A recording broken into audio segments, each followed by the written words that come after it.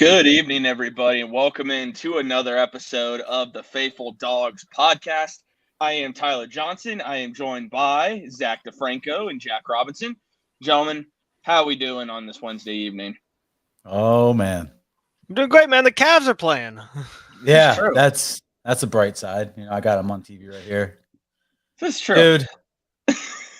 Dude, I don't know. I try to stay optimistic. I try to, I think this is the first year in a while where I picked the Browns to lose twice in our predictions. I usually am that homer. Jack, have you even predicted them to lose once? Nope. Jack's carrying the torch for me this year, but I'm trying, man. I'm trying my best. Oh, man. It's tough. I mean, there's no doubt about that. But the good news is we do have the Cavs. We do have Ohio State. That's at least some silver lining as far as rooting for Ohio teams. But before we get to this episode of the Faithful Dawgs Podcast, we do want to take a second to have a word from our partner, Underdog Fantasy. What's up, everybody? We know that daily fantasy never stops, and Network 216 is proud to be a partner with Underdog Fantasy. Very simple to use. All you have to do is go to underdogfantasy.com, and you will just click the sign in button. You'll create an account if you haven't done so already. If you've not created an account, it'll ask you to enter a code. Enter code 216, and they will double your first deposit up to $100. Underdog Fantasy, live draft lobbies that you get to compete with you and your friends. It's no salary cap like DraftKings and FanDuel. You get to go to a draft lobby, pick the players you want, or you can do daily pick'ems, which give you access to all the NFL and NBA games for you to make your picks every single night. Again, go to underdogfantasy.com or use the Underdog Fantasy app on iOS or Android. Use code 216 to double your first deposit up to $100. Sign up today. And guys, it was a tough week for the Browns. There's no doubt, but they lost a close game to the Baltimore Ravens, 23-20. Before we get into some of the stats, what were just some of your takeaways from this game? If it ain't one thing, it's another. That's how I feel, dude. That's how I seriously feel. If it's not one thing, it's another. You got Jacoby not throwing the ball over 30 times. Those for 258 yards. And then you got fans complaining that we didn't run Chubb enough. We didn't run 20 times. So, of course, we're going to lose because the stats show that, right? Mm-hmm. Dude, I am honestly kind of sick and tired of the fans that want to run Nick Chubb into the ground this season. I want him to win the rushing title too. I've been saying that since before the season even started. But dude, we're 2-5 now, guys. We're 2-5. Are we really just going to make this dude carry the team on his back for 4 more weeks until we can have an all-around offense that's scary to defenses? What do these fans expect, dude? You run the ball 40 times a game with Nick Chubb? Because pretty soon, I'm sorry, they really do. Pretty soon, number 27 is not going to be on your roster anymore, if you want my honest opinion. So, I don't know, dude. This season's just been a headache to me. It really has. Yeah, I mean, the only takeaway that I have is that the defense didn't look too bad. I'll give them a little credit. They looked okay. They weren't fantastic, but I mean, at the same time, we lost another game where the quarterback completed less than 10 passes. And it's just, how is it possible that we can keep that we've lost 2 games where the stats look like a game from the 1940s? I mean, it's insane to me. Marcus Mariota completed 7 passes. Lamar completed 9. It's just, it's awful. I don't even want to get into the ref thing, because that's just a completely opposite thing that you have no control over that. So that I don't even want to talk Never about put the game in the ref's hands. Yeah, you should never put the game in the ref's hands. Honestly, it's just really hard every week to come in and have a chance to win every single week, but never come out on top of it. I mean, we've lost all of our games except for the Patriots game by a combined 10, 11, 12 points. It's hard being that close and never getting just the chance to really, snag victory from the claws of defeat. We always seem to just get right there and then just fall short. And it's hard to watch every week. It's been really hard. It is. And Josh, we really appreciate that, man. We're glad you're one of your favorite YouTube shows. And that reminds me, if you are watching on YouTube and not subscribed to the channel, it just takes 1 second to do. You click that subscribe button. You can subscribe for free, and you are entered into exclusive giveaways that we only have available on the YouTube channel. But also, please drop a like on the video.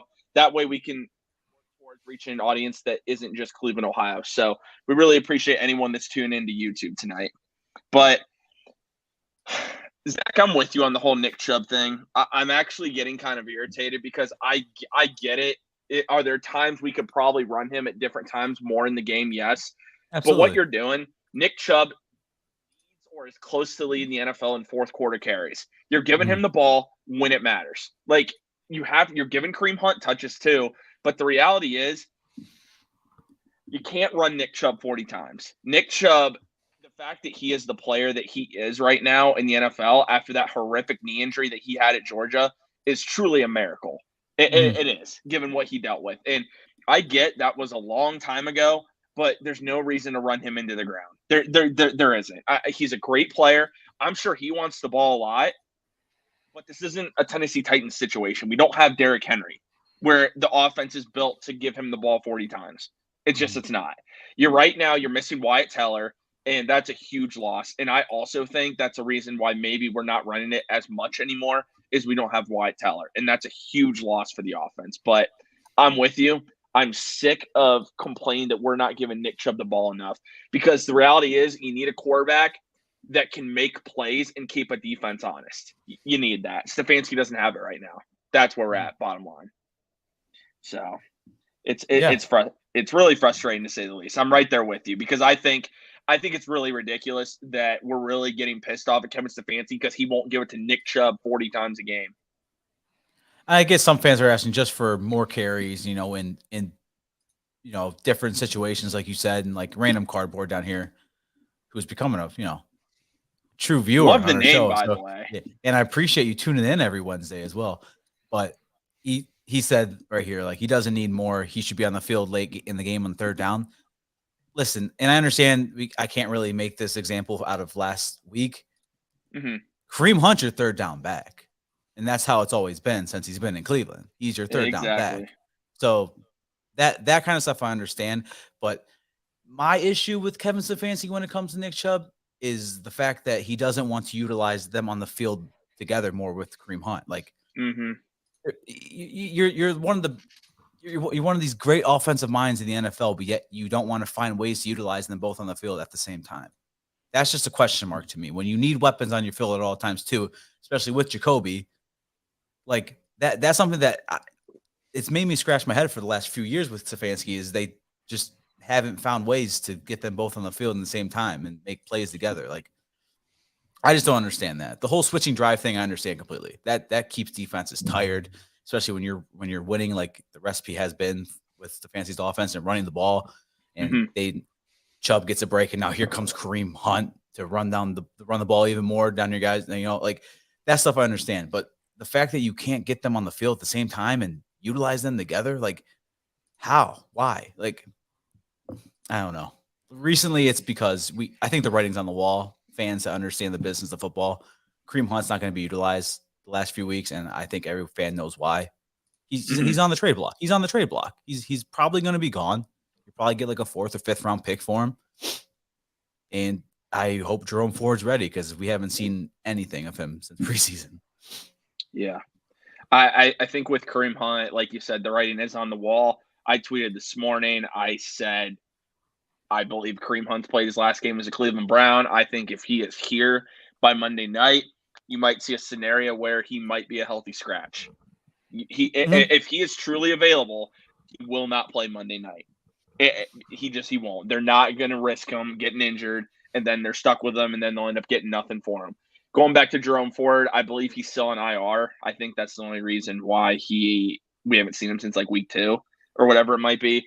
But the I do kind of agree. I don't understand why Kevin Stefanski doesn't use these two more together. I don't know if it's taking another blocker off the field and I don't know. Maybe he doesn't want to become too predictable. I don't know, because it doesn't make sense to me. I do also believe that you have to be able to throw the football, because what you're seeing these last couple weeks is teams are just stacking the box. And Jacoby Brissett, I know he's given all of the effort, doing all he can, because I really believe he is, and I think he's playing as well as he can.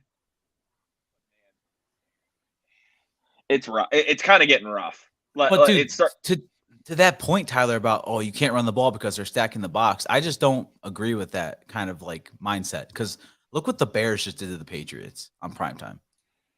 They have a mobile quarterback, which helps, though. Yeah, that's very true. Okay, you got me there. But I'm just saying, you can still run the ball even though they stack the box. Yeah. Like, oh yeah. And no, you can run. I'm just saying, like, if you have Deshaun Watson, this offense looks different, and they're running Watson, I believe, on design quarterback runs. But when you can't do that with Brissett, it really hinders your offense, because Jacoby Brissett is just not mobile. And the fact that you're averaging, this might have been one of his better games, like the way he was averaging throws, 9.6 yards a pass. In some games, it's been way less than that. So it's hard, man. Like, I can't say this, like, and I'm not saying it's going to change everything and immediately, like, we're going to be a fantastic team. You can't get 4 back soon enough. You can't, because now this offense is kind of it's hard to watch, and I have to talk about it. I don't want to talk about it because it hurts my heart just knowing that he's going to be out for multiple weeks.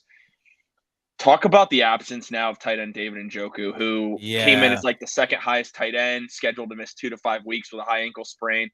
Jack, talk about this loss for the Browns, man. This is really bad. Like, losing David, especially right now, is probably the worst thing you could have asked for. It's obviously not as bad as losing Nick Chubb but I mean, this guy is your second option. He's one of your best blocking tight ends. He's out there on almost every play. And he's our second best receiver. So having him not out there for 2 to 5 weeks is going to be really rough. Now that does mean that he will probably be back by the time Deshaun comes back. So at least the timing on that works. But not having him for the upcoming gauntlet of games is going to really be tough, because that means that you're going to have to hope that guys like DPJ, who has been showing flashes, he's been really pretty consistent the last couple of weeks, that he's going to need to step up way more. Maybe Pharaoh Brown needs to become a more, a bigger target, which he's been getting a pretty decent amount of targets the last couple of weeks since we got him off of I think Houston's practice squad, and just that maybe they're going to have to start looking at David Bell. Maybe they're going to have to start putting just someone else out there at that as a receiver, because who else do we really have that's has his pass catching ability and can get yards after catch and can really just be a reliable receiver. I mean, the guy has just been an absolute force in the middle of the field, and without him, it's going to be hard to figure out who's really going to be the second guy behind Amari Cooper in the pass game. Yeah. And I mean, like, DPJ is definitely stepping up, and he's your deep threat. Really. He is kind of like molding into that deep threat role, but you don't really have a wide receiver 2, like DPJ is like solid wide receiver 3, deep threat type of guy. Like kind of how like Gabe Davis kind of formed in Buffalo. But now Harrison Bryant needs to step up. Now David Bell, like, can you get more than 1 reception a game? Can you get more than 2 targets a game? Like we haven't seen it. Like we haven't seen this. Kareem Hunt might be gone. He's not going to be available in the passing game probably soon. It's slim pickings, dude, on offense. And for a quarterback like Jacoby, that's not easy. And you could tell David Njoku was like his safety target, like it's going to be very tough without David Njoku. And man, it just sucks coming off of a career year for him too. Like he got that money and he proved he was worth that money. And to have it kind of happen like this in the middle of the year when obviously he can be a difference maker on offense, it truly just sucks for him, like as a player, and you kind of feel for him as a fan. Mm-hmm. Yeah, and this is what I was afraid of, and I've been clamoring for pretty much. Ansley, I'm right there with you. I had David Njoku. I have David Njoku and Darren Waller. Waller's been kind of. I have Waller, dude. Yeah, I've been starting Njoku every week. I'm 6-1, Njoku getting hurt. I picked up Greg Dulcich, thankfully, so we'll see how that goes. But going back to David Njoku, guys, this is what I've been afraid of the whole time. You lose Amari Cooper, you lose David Njoku. I mean, yeah, it's next man up. But this is why I've been clamoring on Twitter.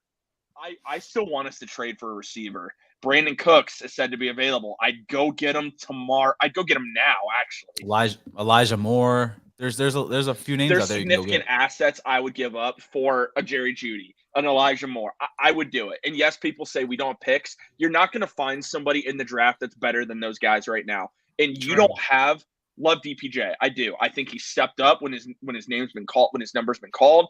But Jack Duffin pointed out a fact. At the end of next year, DPJ is going to be a free agent. So either way, the Browns are drafting somebody this year because they got it. You have Amari Cooper. You got to bring somebody else in. And right now, you're losing Njoku. That's a huge loss. And Harrison Bryant, come on down. It's your time. Like, you were a Mackey Award winner, the best tight end in the country at Florida Atlantic when we drafted you.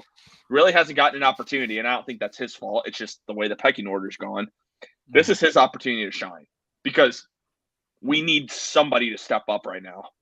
Yeah, it's not a good situation, man. I mean, I 100% agree. Like, I know a lot of people are looking and saying that oh, well, we can use we don't need like a player right now. We need picks because, you know, a lot of people are writing off this year already. Mm-hmm. And the simple fact is that even if, you know, we end up losing a pick to pick up someone of Brandon Cooks' caliber, Brandon Cooks is a really good receiver. Like, having a guy like that on your team, and he's under contract, and I know that obviously we're already kind of having the whole issue with where we're running up against the cap, but they can make it work. And that's the kind of guy that you would want to have taking up a bit of your cap, is a guy who your quarterback is comfortable with. He's a really good, like, professional, really good guy who you can absolutely rely on in the pass game, and just for sure talent on your team. You don't have to rely on someone coming out of the draft and immediately making an impact. You have a guy. That's why a lot of these good teams don't have draft picks, because they go and get good players, and then they don't have to worry about drafting and developing these guys and having them be good 3 years down the line. You want to trade your assets and get guys that have proven it in the league. And that's what Brandon Cooks is. And I know a lot of people might be hesitant to do that just because of what that implies and how that kind of limits us going forward with maybe some other contracts or something like that. But when you have the team as it's currently constructed, you need talent at the wide receiver position. And right now we only have one guy that's a true, like, wide receiver one in Amari Cooper, and your tight end one is hurt, and now you need a for sure tight end or wide receiver two, which we don't know if DPJ is that for the future. Mm-hmm. And Jack, you're with Donovan Peoples-Jones. He's gonna either have to step up and be that wide receiver two that can command targets, get big yards, touchdowns, or the Browns are probably gonna let him walk. Yeah. I mean, that's like in the future. And people act like we don't have picks because of Watson. We still have 8 picks. A second, a third, 2 fourths, 2 fifths, a sixth. We just don't have a first round pick, and that's all people really care about that watch the draft. They just want to watch the first night of the draft, and then Exactly. And the reality is, you can go out and get a guy like a Cooks for probably a day 3 pick, especially given the contract he's on. So I would go out and do it tomorrow. I mean, I get people say we need a D tackle, and we do. Andrew Berry, in my opinion, is more likely to give up a significant asset. One, it's got to be a guy under multiple years to control, but I think he proved in the offseason he needs a number 2 next to Amari Cooper. Tried to get A.J. Brown, didn't work. Tried to get Robert Woods, it didn't work. Trying to get that guy, Brandon Cooks would seamlessly fit with this team.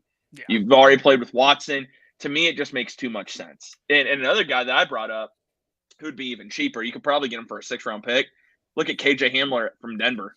That's where I'd look. Dude's 23 years old, battled some injuries. He's exactly what you wanted Anthony Schwartz to become, is what KJ Hamler basically is. And Denver is trading him. It sounds like he will be traded. So yeah, I don't think he likes Russ's high knees on a plane. I don't think he likes that. A lot of people don't. But hey, let's ride. Corny, man. Let's ride. It's so bad. It's so bad, dude. But also the Browns suffered, and it is a big loss. The Browns suffered another big loss this weekend, and that is linebacker Jacob Phillips, who has now been placed on IR with a torn tricep muscle that looks like he'll need surgery on. He'll be out for the season. We're already was it tricep or pec? I think it was pectoral. Dude, I think it's pectoral. Jeez. I mean, it could be both. It might be. Either way, I mean, I think this is the second time he's done that. But overall, talk about this loss. I mean, of course he wasn't playing that well, but that's more depth now that you lose at the linebacker position that you don't have. Yeah. Like this Deion Jones trade looks even smarter now. Yeah. And I'm completely opposite, but I'm waiting to see Davison play too. Mm-hmm. Like, yeah, but no, that's tough. And like, I mean, yeah, he hasn't been playing good, but you never want to see anyone go down, dude. Like, that's why I hate when I go on Twitter if we're playing a team and a player goes down, and you see those kind of tweets, the keyboard warriors and stuff like that. Like, they're awful, dude. I don't like seeing that kind of stuff, man. This is someone's career, dude. That so like, yeah, it's been a bad year, but it's been a bad year all around. Jacob Phillips just needs to study the playbook this offseason. Hopefully he can come back strong, but definitely feel bad for him. But yeah, that I think that Jones trade, like, obviously it was gonna happen regardless, dude. Like he was gonna be that Phillips replacement, the new green dot on defense. So now it speeds up the process for sure. Let's put it that way, because they were kind of splitting reps pretty fairly against Baltimore. So yeah, they were. Jack, what are your overall thoughts on the loss of Jacob Phillips? I mean, he actually had like a couple of decent plays. It definitely sucks just because like that's one of our positions where we're just so weak, and we have like almost no depth and proven talent at that position other than like maybe JOK, and a lot of our guys have just kind of been question marks. So losing another guy is just, it sucks because that one has just been absolutely decimated with injuries. So losing more of them is just, it's never a good thing. Even though I think a lot of us have been super critical of Jacob Phillips, like it's never good to see a guy go down like. Yeah, it's not an overall good situation. Definitely hope he is able to recover to full strength, because like I said, I could be wrong. I'm pretty sure that's the second time that's happened to him. So hope he can get back as soon as possible. Yeah. It's a major loss. At the linebacker position, you have JOK, who we really haven't talked. He hasn't done much. He's been really good on special teams, I'll say that. Deion Jones, Sione Takitaki, and Jordan Kunazensky. That's about all you have at linebacker. So, yeah, looks great for the defense. Looks awesome. Where's Chase Winovich? When's he coming back? When is he coming back? Is he ever coming back? Dude, I think he's on. I think he's been playing. Yeah, actually. Well, I haven't seen him. Him. I think he's still on IR. He's on IR, correct? Yeah, so he hasn't even played to this point. But I mean, you traded Mac Wilson for him. That shows that. It's true.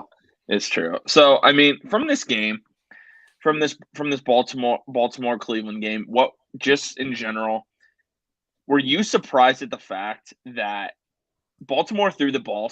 Lamar Jackson had 9 completions, and a stat that's amazing to me, still amazing to me, and I can't believe this actually happened.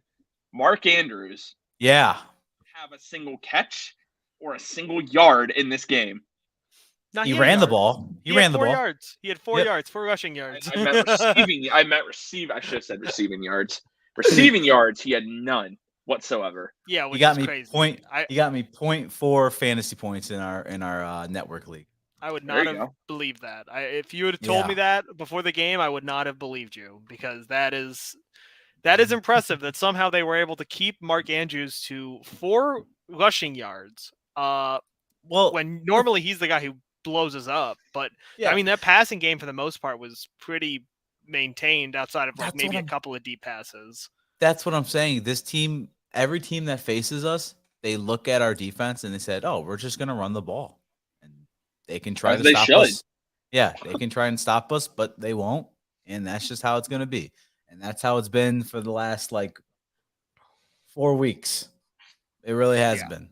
It started with Atlanta, and now, I mean, it was definitely before Atlanta, but I mean, we were winning, so you don't really notice. Oh, they're just running the ball on us. But no, started with Atlanta.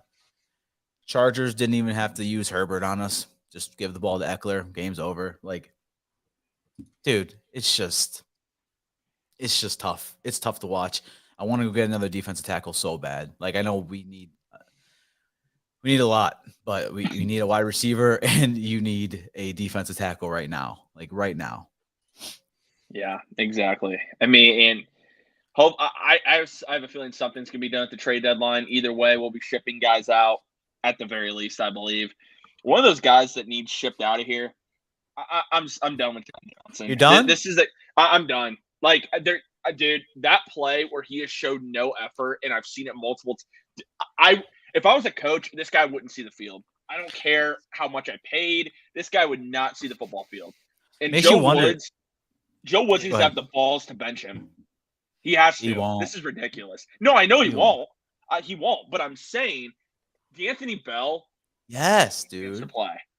Give him a chance to play. I'm done. People that have something to play for, really.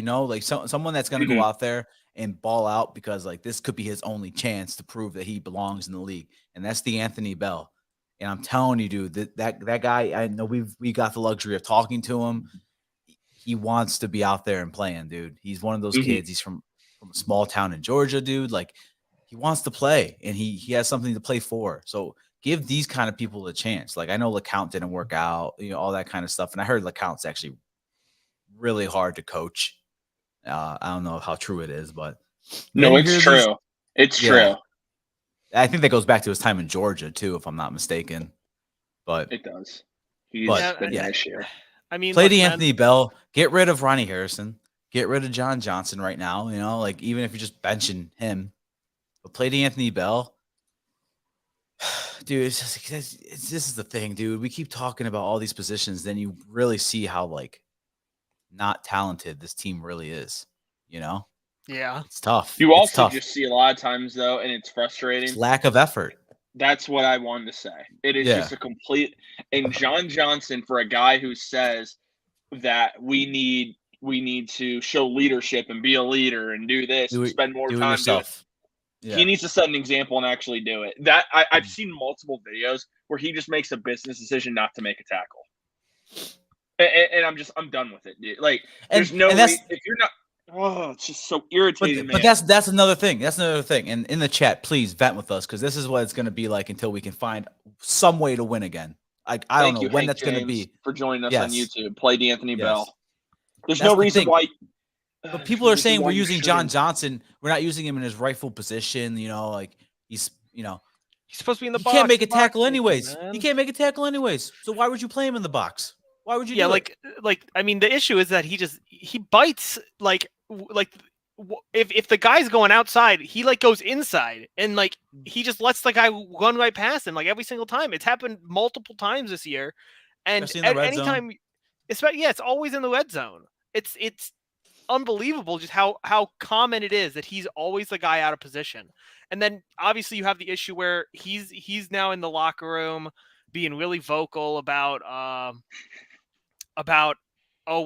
people need to take accountability and they need to figure out how to play in the league. And at the same time, it's just dude, remember last year when we heard about all the drama in the locker room?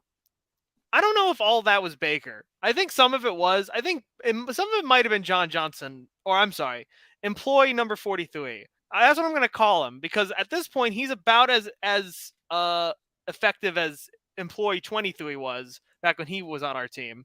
So I'm just going to call him employee 43 because I think employee 43 I don't know if he just doesn't understand his position, if he thinks that he's just way better than everybody else. Which is what he thinks. Because he the way he's acting right now is as if he's an all-pro player when he hasn't been that for the Browns at all. So I just don't know what exactly his whole idea of his role on this team is.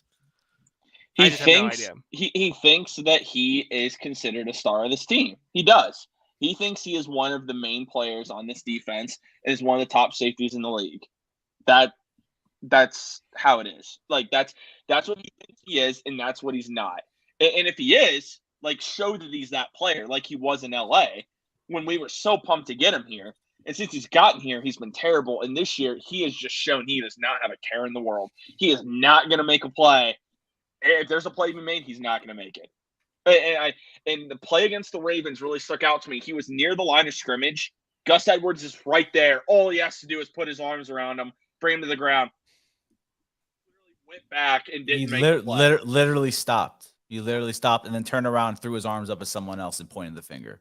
Like, I get it. Your linebacker is playing well, but Joe Woods needs to have. Joe Woods, when you're a defensive coach, man, if you see that, you got to take the guy off the field.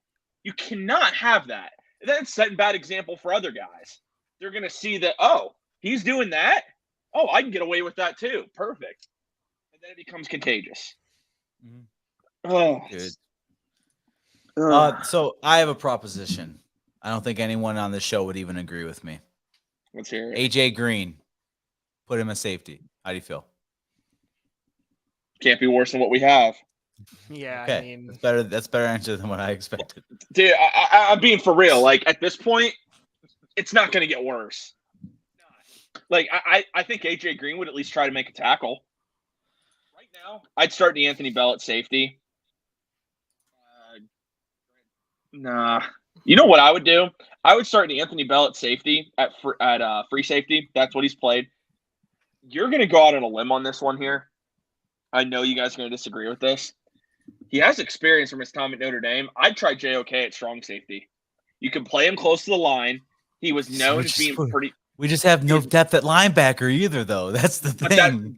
That's I know that is the problem, but I'm saying you could still kind of play him in the box a little bit. JOK was a guy that at Notre Dame we talked about when we drafted him. He's a versatile player. You can move him all around. You could have him play that strong safety hybrid role. Bring him near the line, bring him back. There's multiple things you can do with him that Joe Woods, again, is not doing. He's just having him be a linebacker. Like, dude, use an athlete. You have an athlete. And this is why the Cardinals are finally, on defense, are starting to look a little bit better. Because they're not the same player. But Isaiah Simmons, coming out of Clemson, was a very similar player to JOK.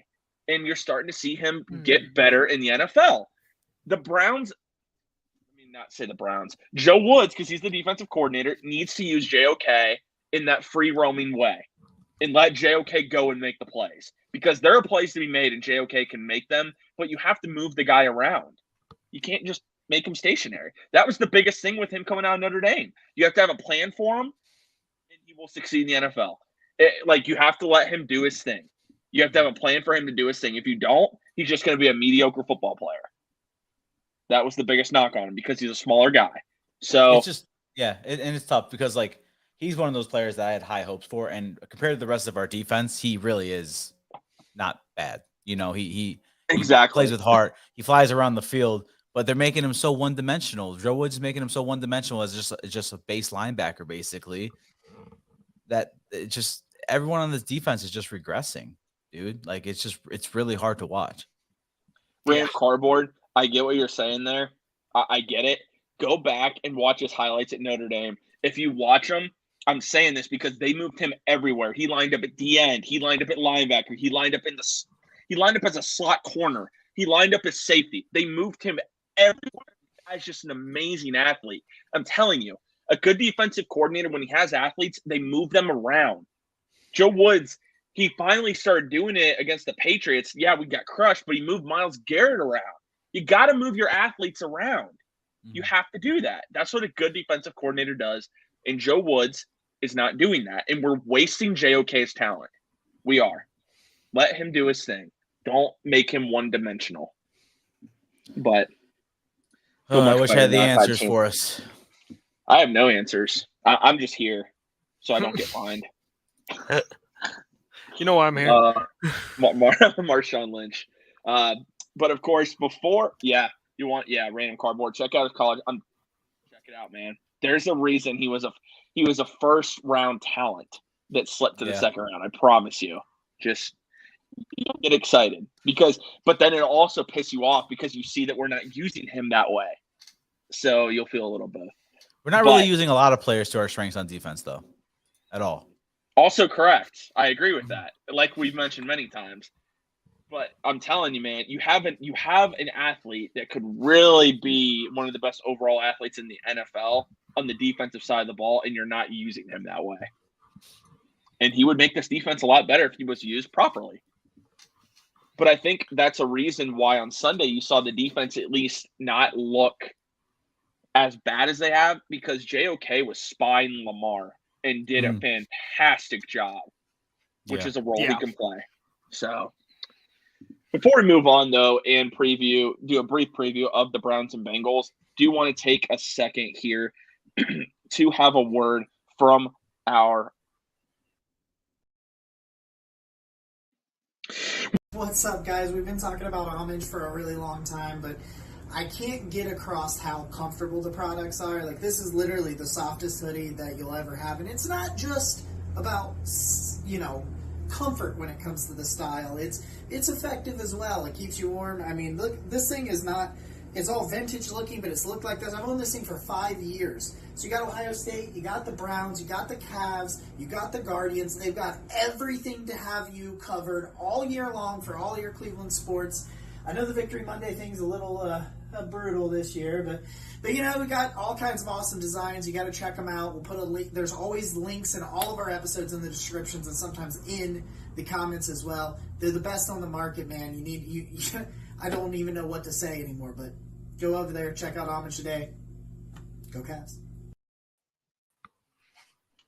And as we move on, had to throw in the go. I agree. You always have to do that. And guys, as we preview the Browns and Bengals, the Bengals are coming off a win against the Atlanta Falcons, a team that I'm not even going to try and reminisce on that one. But the Bengals beat the Falcons 35-17. Joe Burrow was fantastic. He's back. Jamar Chase is back. 3 touchdowns, 481 through the air. Oh, my goodness. He had a rushing touchdown this game. Joe Burrow was fantastic. Overall, though, the weakness of Cincinnati is their run game. Do you think that on Monday that at least is more to the Browns' favor? The fact that they are more of a passing team as opposed to a running team? No, they're going to run the ball for like 300 yards. Probably pass for 400 on top of it. Yeah, I mean, what did we say? It might have been the exact same thing we just said, where it's like, yeah, I mean, I think that the thing is that Joe Mixon has been having a lot of trouble against pretty mediocre rushing defense teams. Like, I'm pretty sure he only is averaging 3.5 yards per carry or something, maybe even less than that. I don't even know if he's averaging that. Let me check that real quick for you. Joe Mixon is only averaging 3.3 yards a carry. Yeah, 3.3. Wow. He hasn't been doing that well this year. I don't know if that's just because their offensive line hasn't really improved that much. I think a lot of people thought it was going to improve a lot more. They invested a decent amount into it, but it's still pretty average. And Joe Mixon just doesn't really seem to be able to really hit those gaps. Now, do I think that the Browns will probably give him some gaps that he can hit?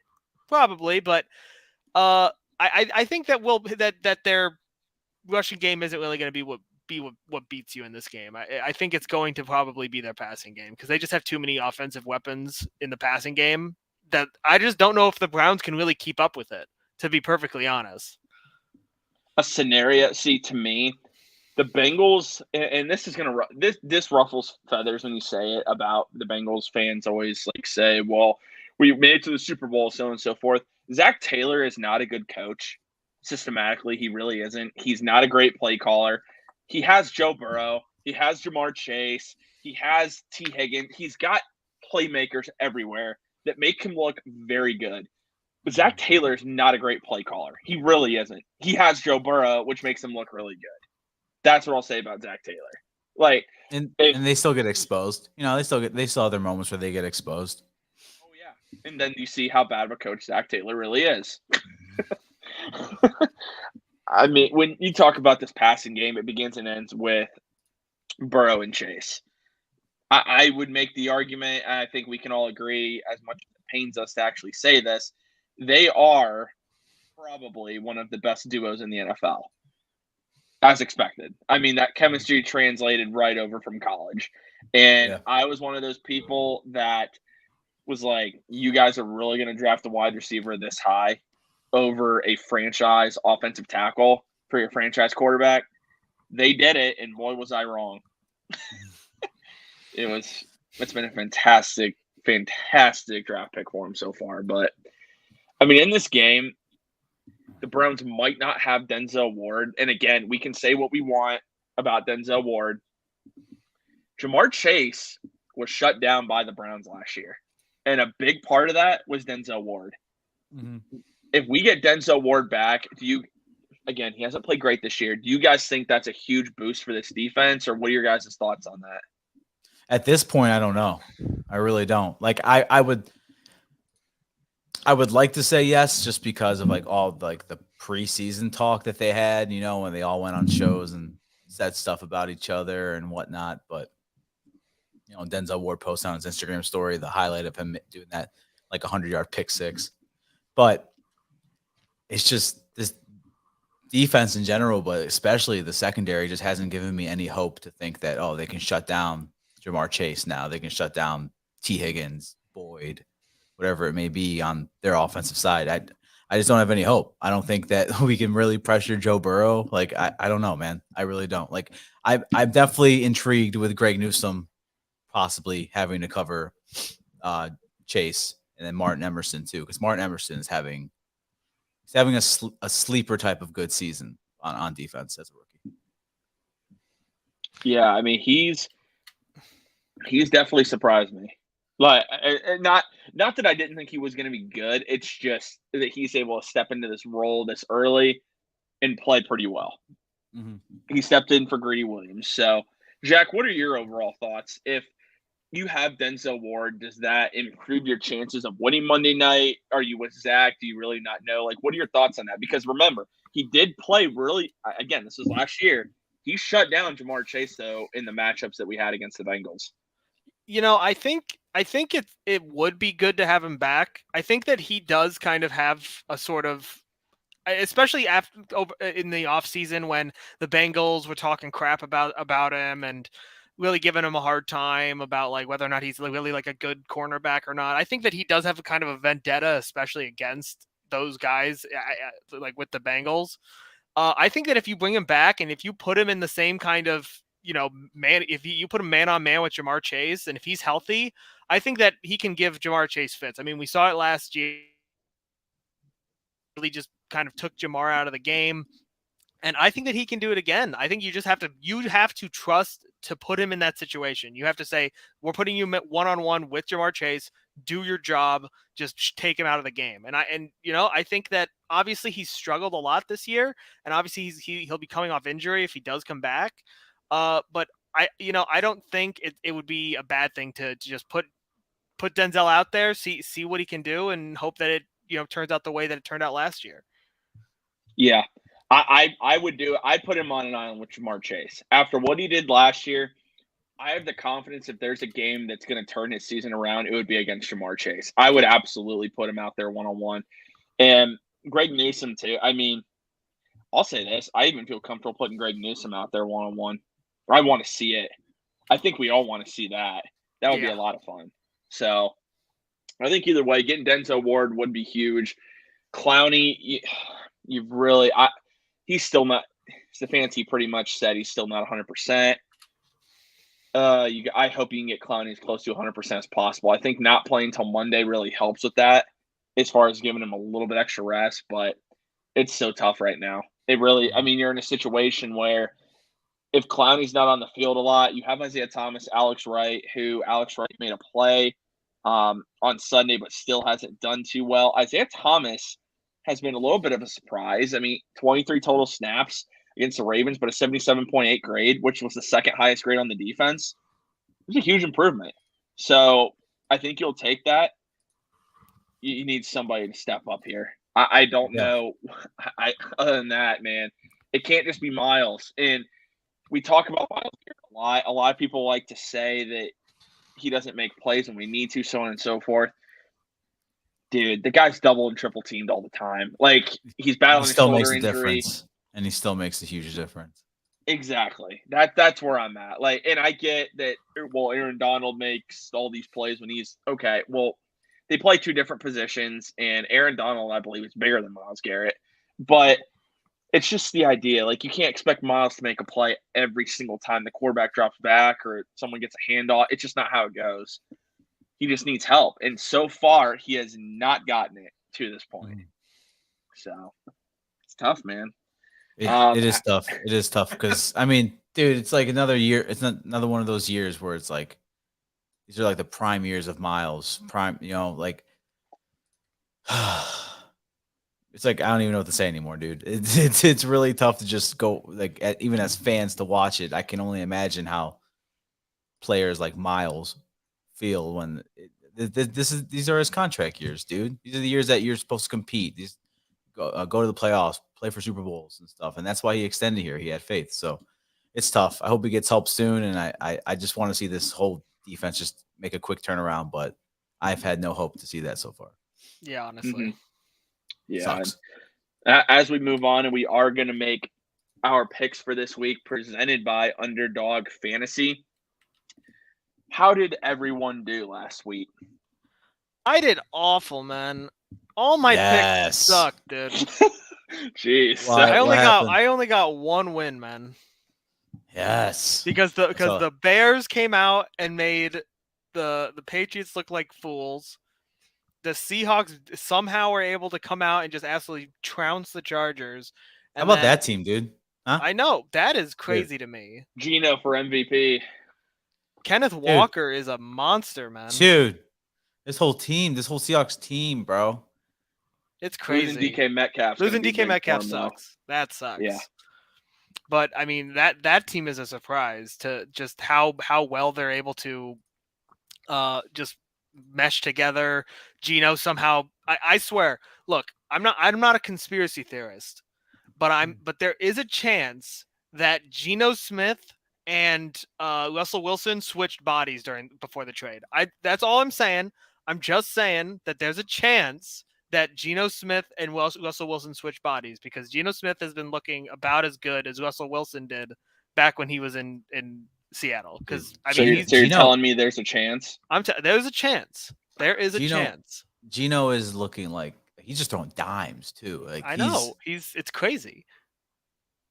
I never thought he'd be the backup quarterback on my fantasy football team. Right? Jack, how'd you do this week? I went 1-3. So what's that record right now? So I'm 16-12. I went 3-1, and I'm also 16-12. Let's go. All right. And I went 4-0. Told you I'd catch up to you.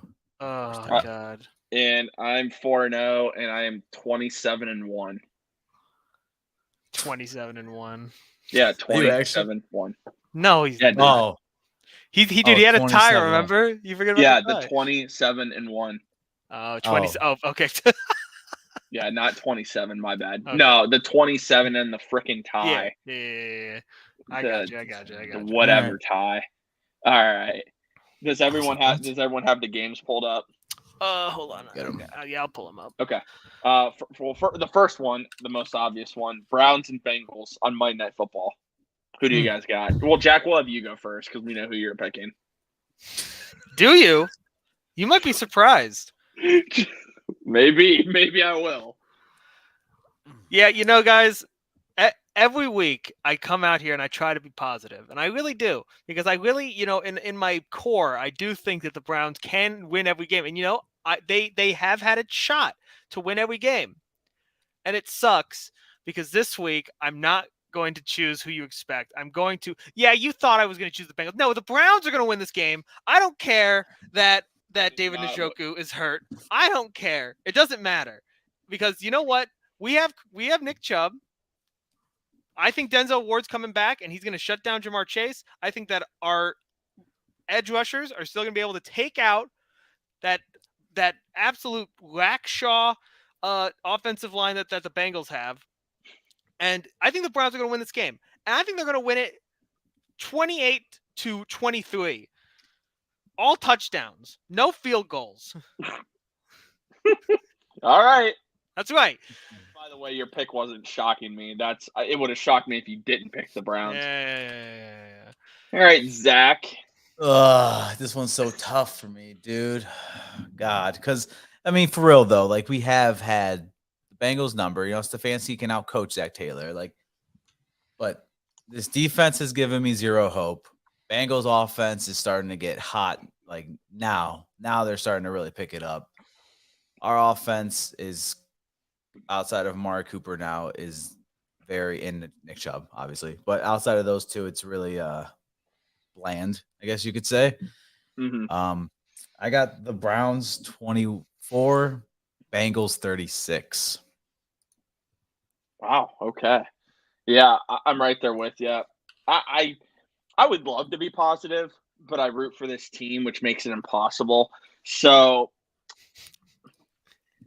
I just don't see us winning. And I see the Boo Birds being out early on Monday night. I think mid-third quarter. I think the Bengals are going to win this Josh game. Dobbs season? You think it's Josh Dobbs season, dude? Huh? Think it's Josh Dobbs season, Boo type? Or do you think it's I don't the entire staff? I don't think he's going to put in Dobbs. I don't. No, I don't think he will at all unless Jacoby gets injured. And it bothers me because I think, because people talk about, you obviously don't want to make a change unless that's who you're going to go with. But many times you do a change to also give your team give you a boost, give you a spark. Dobbs can provide that. He's not going to be Brissett and be able to drop back 30, 40 times, but he's mobile. He's going to add another dimension to the offense if they go that route. But I think the Bengals are going to win this game, and I think it's going to be 42-24. I think it's going to be bad. I'm not confident, and then I see Joe Woods fired during the bye week. I think if we didn't talk about it, special teams looks bad again. Mike Prefer might be fired during the bye week. I think there are changes coming during the bye week. I think even if we win, there will be changes. I think they've been waiting for them. So I think the Bengals, unfortunately. That's where I'm at, and it pains me. I have no confidence right now, man. It's hard. Like I said, it's so hard to have confidence in a team that gives you no reason to have confidence in them. And it sucks the most is because, I mean, one, obviously that puts you at 2-6. Two, then you got the next 3 game after the bye week gauntlet of Dolphins, Bills, Buccaneers before Watson comes back. So you might be looking at 2-9 before Watson. Mm-hmm. Well, understand. Realistically, you might. This is how I see it, right? I have to maintain positivity for this game because I genuinely believe that if we lose this game, right now, the season's on the brink. If we're already in possibly the worst spot we can be. We're not in last place somehow, but we're basically there. But if we lose this game, I think that there is genuinely no get back on track later on in the season because you might need to win the division to get into the playoffs just based on how our record is right now and how a couple of teams are in the AFC already. And if you're already down to the Ravens and the Bengals in terms of interdivision records, you're in a really bad spot. So it's this really is kind of like do or die. You need to win this game. And if you don't, this season might just be completely lost. I think it's already lost. Completely no, lost. No, it's not man. Almost lost. I'm talking statistics. I'm not talking emotion. I'm talking statistics. He's talking analytics, Tyler. He's talking analytics. Analytically speaking, the season is not lost yet. Keyword is yet. Now, Monday night, I think we have a 6% chance to make the playoffs. There's a chance. And hey, look, Jake Trotter for being depressing every day. And look, Leaflog put out a stat that teams that started out 2-5, there's 144 of them, and 7 of them made the playoffs. So there's a chance. It's not 0%. Okay. We're good. Okay. We can make it. All right. As we move on and we're making our picks, Jack, what is your first pick for this week? Okay, guys. I'm hopping on the PJ Walker train. I'm taking the Panthers over the Falcons. I think that PJ Walker and the two-headed giant are gonna beat the Falcons. So this means he's gonna go out and throw 3 picks, right? I wouldn't put it past him. Here's the thing about the PJ Walker, bro. I like him, man. That dude's a baller, bro. I'm messing with Jack. And the Panthers went out and they traded. Didn't they trade picks for all 3 quarterbacks? Baker, Darnold, and Corral, right? You are Corral. I do not believe. Well, Maybe they did.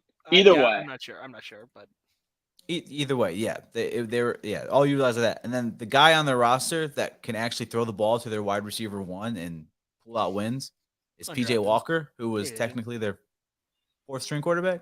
Come on, dude. Come on, Panthers. What are you doing, Panthers? Look, man, it's the Matt Rule effect. Nothing makes sense. It's a bad organization effect. And I know it's the Steve Wilkes effect. Ironic. It's Steve Wilkes. Exact. That actually is what it is. It's Steve Wilkes. Zach, you're up, by the way, man. Okay. All right. Give me the. It might seem a little. Give me the Vikings over the Cardinals. Vikings over the Cardinals. You believe in Kirk Cousins? I believe in that coach for the Vikings. I think he's borderline coach of the year right now, other than Dayball. So. Ball, whatever. Ooh, that's a good one, actually. Also, Nick Sirianni. Yeah, you got, dude. Yeah, has to be out there, dude, because they're undefeated. Dog mentality, dude. Yeah. All right, let's see. My first game. Who am I gonna go with? I'm so tempted to pick the Bears, but you're going against that Cowboys defense in Dallas.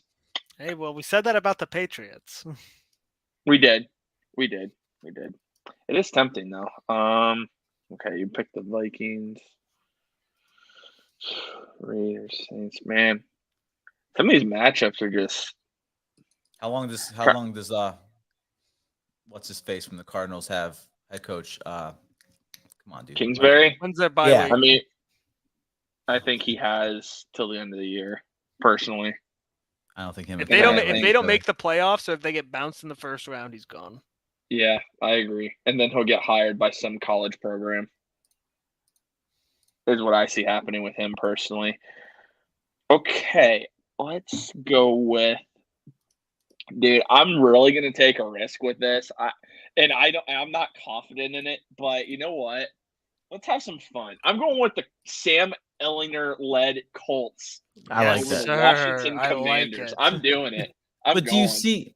Because sorry, Matt Ryan's not really injured. Okay, no one can tell me he is.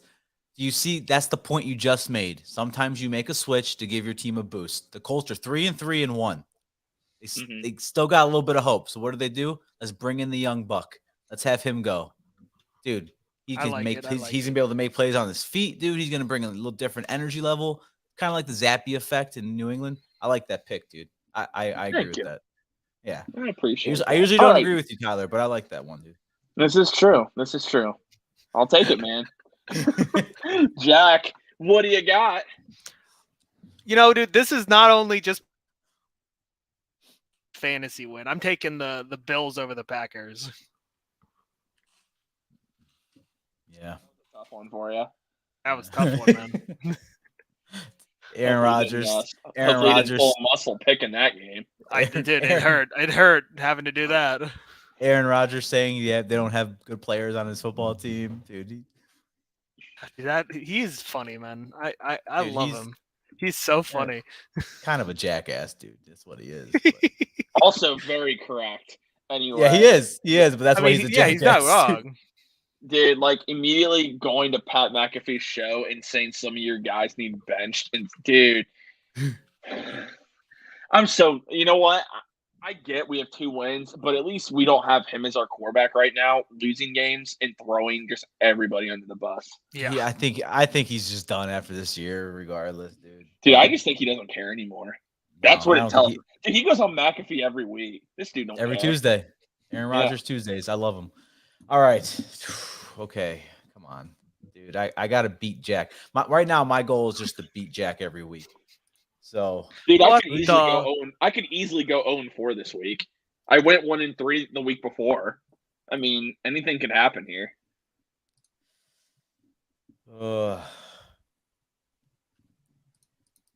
Give me the Raiders over the Saints. And that's in New Orleans. Ooh. Can Josh McDaniels actually get a road win? All right. I have no hope for that game. I just picked it. I'm riding with Jimmy G. Give me the 49ers over the Rams in Los Angeles. Ooh, that's going to be a good game. Jimmy G. Maybe we should have just done it, huh? I don't know how much of a difference it would have made at this point, man. Hindsight. I don't know, dude. I mean, it doesn't fix the defense, that's for sure. But it's so hard. It's so hard to say that, like, that move would have made a huge difference now, because it's not like Jimmy Garoppolo is going out and lighting it up right now. I mean, he's got 9 touchdowns, 4 picks. I guess he's been solid this season, but I don't know. He's also not played against some great defenses, which helps. Hard to say. I probably still would have done it because, like I told you guys, I was very optimistic that Jacoby could hold it down for 11 games. But that's also with us coming in with the mindset that this defense could be top 5 and be average. Yeah, that was a whole mistake. But also, you got to remember the 49ers, man. They rely on their defense too. And then Jimmy Garoppolo just has a couple weapons that he's able to get the ball to. Here, I don't know, because at the same time, I also am not fully confident Jimmy Garoppolo can go out there and win me multiple games by himself. So I would trust him more in Jacoby, if that's what you're saying. Even though I really don't like Garoppolo that much. Jimmy G, man. All right, Jack Attack. All right, man. You know, dude. It's hard for me to do it because I don't know how confident I am in this team, but I'm gonna do it anyways.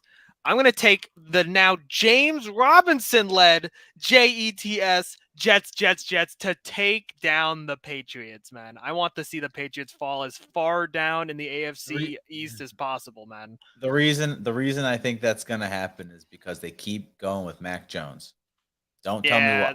Don't ask me why. But they you want to know why? Because it was. I think a lot of people think it was a bad look for him to put in Bailey Zappi, in that game when it made no sense to. Like, I think a lot of people look down on that, on like doing that to your guy. You should have just started him and told Mac you're on the bench because Bailey Zappi's better than you. That's what I would have said. But now Mac Jones is starting for them on Sunday. Yeah. That's what I'm saying. It's crazy.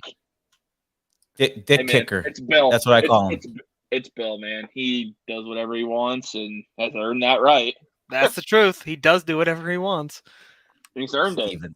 He just wants to give the ball to Stevenson. Man.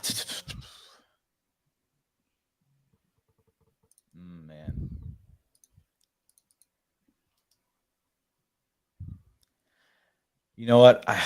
You already picked the Bills, didn't you, Jack? I did. Oh, God. You can pick them too, but I know you want to beat Jack, so. Dude, this one's going to be tough for me because I don't want to do it, but I'm going to pick the Ravens over the Bucks tomorrow night. Ooh, okay. I don't really think the Bucks team is all that great, dude. I think they are definitely kind of looking bad right now. I hope you guys are all like really pumped up for another one across the sea. London, Jaguars, Broncos. Give me T. Lawrence in the Jags in London, baby. Let's go. I don't think that's going to work out for you very well. Duval City, let's ride. That's not going to work out for you. Dude, that's Jaguars country, bro. That's Jaguars country is London, bro. It's not even about that, dude. He's going up against Russell Wilson, who was doing knee highs or high knees on the plane, man. He's going to be all loosened up. He's going to be he's going to be all loosened up. He's going to be ready to go. He might even throw for over 200 yards this game. Dude, so what happens if Bradley Chubb gets traded before that game? They're in London. I don't think he's going to get traded before. It sounds like it's going to be after. When is the deadline? When is the deadline exactly? Tuesday. Oh, okay. So yeah, Kareem Hunt might be a healthy scratch, dude. That's crazy. If he's not, I'm saying this. If he's not, I will be very surprised. Because at that point, if you have the intention of trading him, you're not going to play him and risk him getting hurt.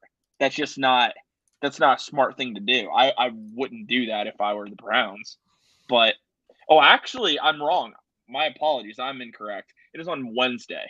Trade deadline is Wednesday. So, do you think he's going to the Rams? Before we that would be my guess. My guess is the Rams as of right now. They have to get rid of Cam Akers though. So, I'll take Cam Akers for Kareem Hunt straight up. That one's tough because I don't think Cam Akers has the ability once he ruptured that Achilles. It's kind of shown. No, for sure, he does not look. That's tough for me. I think the Rams are most likely. The Bills come to mind. The Bills definitely come to mind. I really hope not the Bills. I don't want Kareem Hunt going there, man. Because he was watching win a Super Bowl. He was watching win a Super Bowl. Well, you know what, dude? Here's the thing. If he goes to the Bills, there would at least be some catharsis because he at least gets to beat Kansas City. This is true. But also, we'd have to play against him, and he would destroy us. Yeah. Oh, yeah. Oh, God. Crap. I didn't think about that. Oh, gosh. I thought the Jets, honestly, were a landing spot until they traded for James Robinson. The Jets were a landing spot. I think the thing is that if they were going to trade him to the Jets, they probably would have wanted DJ Moore, and I think, or not DJ Moore, Elijah Moore. And I think they were going to be I think they're trying to be as secretive as possible about their true intentions on whether they want to trade him or not. Yeah. Outside of the Rams, I'm just trying to think of any team that possibly would come to mind here. Eagles, maybe? Not with Miles Sanders. Miles Sanders statistically is like a top 5 back right now. He's doing good, yeah. But I'm just saying, I don't think the Eagles want 2 running backs. They're on expiring contracts. Yeah, that's kind of a rough spot to be. But I mean, I guess if they might just want to go all in this year. I mean, they just traded for Robert Quinn. Yeah, Robert Quinn. Yeah, I mean, they might just be trying to go all in this year. I mean, they're already 6-0. They basically locked in a playoff spot, considering their division. So I mean, actually. Yeah, I mean, Cardinals come to mind as a possible team. That could be there could be a chance there just because they, have been having such bad injury luck at the running back position. Yeah, even though I like those young backs, I like Eno Benjamin and Keontae Ingram. Yeah, Eno's really nice. But yeah, I mean, either way, it'll be interesting to see what happens with Kareem Hunt. I think ultimately, we can all agree he might have played his last game in Cleveland. We'll see what happens with all that. But I want to thank everyone that tuned into this episode of the Faithful Dawgs Podcast. Just a reminder, if you guys aren't already and you are following us on YouTube or watching the show on YouTube, just take a second to subscribe to the channel. It is free. It's free for you to do. It's not like when we were on Twitch and it costs per month. With YouTube, it is free. And once you subscribe to the channel, you're entered into exclusive giveaways that we will have all season long throughout the channel that are only available to our YouTube subscribers. And just take a second to please like the video. We really would appreciate that. And you're not just supporting our show, you're supporting all the shows at Network 216. So please be sure to do that. And just a reminder, tonight, with the Cleveland Guardians officially eliminated from playoff contention, the Dog Chug is back at 10 o'clock Eastern time tonight, right here on the YouTube channel. So make sure you guys are tuned in for that. This has been the Faithful Dawgs Podcast. Thank you all for tuning in, and go Browns.